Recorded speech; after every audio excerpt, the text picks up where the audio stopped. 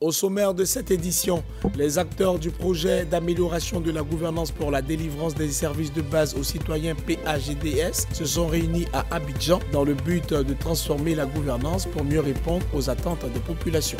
Rentrée judiciaire au tribunal militaire d'Abidjan. 2 magistrats, 31 juges et 2 greffiers militaires prêtent serment. Et puis les photographes et laborantins de Côte d'Ivoire montent au créneau. Ils décident de revoir les tarifs des photos au format 10-15 qui passent de 500 à 750 francs CFA. Assurer des services de qualité aux citoyens. Voilà l'objectif clé du projet d'amélioration de la gouvernance pour la délivrance des services de base aux citoyens PAGDS. À mi-parcours, les parties prenantes ont tiré des enseignements précieux pour optimiser les résultats de ce programme phare, cofinancé par la Banque mondiale et l'État de Côte d'Ivoire. 3 recommandations majeures se dégagent, à savoir l'importance de renforcer la complémentarité entre les actions de renforcement des capacités des acteurs et celles visant à améliorer les services publics. La nécessité d'intégrer des mécanismes de contrôle citoyen pour garantir une meilleure transparence et favoriser la participation des populations dans les décisions qui les concernent.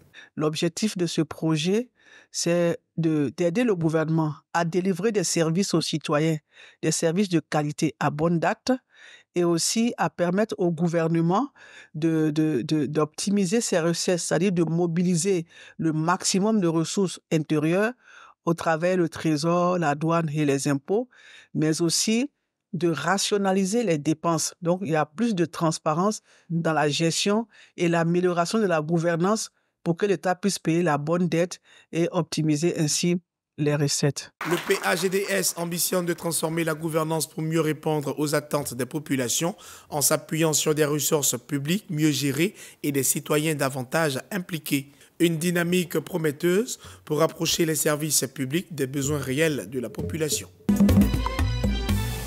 Dans un contexte où l'assainissement est devenu un enjeu majeur pour la santé publique, plusieurs acteurs se sont réunis lors d'un atelier visant à élaborer les décrets et arrêtés nécessaires à la mise en œuvre du Code de l'hygiène et de la salubrité. Validé en novembre 2023, ce texte de loi encadre les règles d'hygiène et de salubrité, tant en milieu urbain que rural. Il était temps que des décrets d'application sortent, des décrets d'application et des arrêtés sortent pour que tout le monde s'approprie l'hygiène. Selon l'OMS, 25% du taux de morbidité est dû aux facteurs de risque liés à l'environnement. C'est un chiffre qui est assez important et très significatif. Et donc, ce sont ces facteurs de risque-là qui ont amené le ministère à prendre cette décision, d'où l'intérêt de cet atelier. À travers cette initiative, la Côte d'Ivoire se lance dans un chantier ambitieux pour un environnement plus sain et plus respectueux du cadre de vie des populations. Le Code de l'hygiène et de la salubrité est une loi validée en novembre 2023 qui s'étend à toutes les activités humaines susceptibles de produire des déchets, source d'insalubrité et de dégradation de la qualité de vie, que ce soit en ville ou en campagne. 2 magistrats, 31 juges et 2 greffiers militaires ont officiellement prêté serment lors d'une cérémonie solennelle marquant la rentrée judiciaire militaire. Cet événement symbolique a marqué leur prise de fonction officielle sous la présidence du tribunal militaire d'Abidjan. Chers impétrants, magistrats militaires et juges assesseurs, le serment que vous venez solennellement de prêter n'est pas une simple formalité, car les règles d'éthique et de déontologie qu'il énonce renferment la quintessence de la fonction de juger, laquelle s'inscrit autour des valeurs d'impartialité, de dignité, de loyauté et d'intégrité. En présence du ministre d'État, ministre de la Défense, cette rentrée judiciaire a également ouvert une nouvelle année placée sous le signe de la modernisation et de l'efficacité. Le lieutenant-colonel Judicaël Kouadio, commissaire du gouvernement près le tribunal militaire d'Abidjan, a souligné les défis majeurs à relever pour renforcer la justice militaire. Ça fera 50 ans que le tribunal militaire d'Abidjan a été ouvert. Et pour nous, en ouvrant cette audience, il était important pour nous de regarder à ce qui a déjà été fait depuis 50 ans et d'entrevoir au mieux les perspectives pour les années à venir.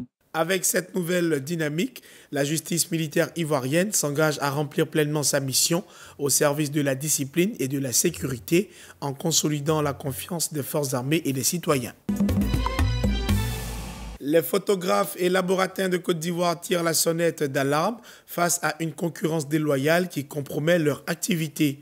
Lors d'une conférence réunissant le REFO-CAPSI, l'APLC et la CNMC, ils ont dénoncé une situation qui les maintient dans la précarité. Tous les marchés nous ont été arrachés. Fonctionnaires aussi sont devenus photographes à notre place. Il y a problème. Donc nous, on vient aujourd'hui, après avoir fait des lobbies avec eux, ça ne passe pas. Donc on vient devant la tête. La nation dit à notre maman que ses enfants, les photographes de Côte d'Ivoire, souffrent. Les discussions ont débouché sur des recommandations juridiques visant à structurer la profession. Désormais, les photographes et laborantins devront s'immatriculer au registre des métiers, détenir une carte professionnelle de la Chambre nationale des métiers de Côte d'Ivoire et une carte de membre valide de leur organisation professionnelle. Nous engageons des jeunes gens avec lesquels nous travaillons. Nous remplissions les conditions. Nous payons des taxes, les droits de l'État. Mais aujourd'hui, ce secteur est en train de mourir. Autre mesure annoncée, une révision des tarifs. Les photos au format 10-15 passent de 500 à 750 francs CFA. Ces actions visent à redonner à la profession ses lettres de noblesse et à garantir une meilleure protection des acteurs face aux défis du secteur. C'est tout pour ce 7 minutes. Merci de l'avoir suivi. Restez sur cette info. Les programmes se poursuivent.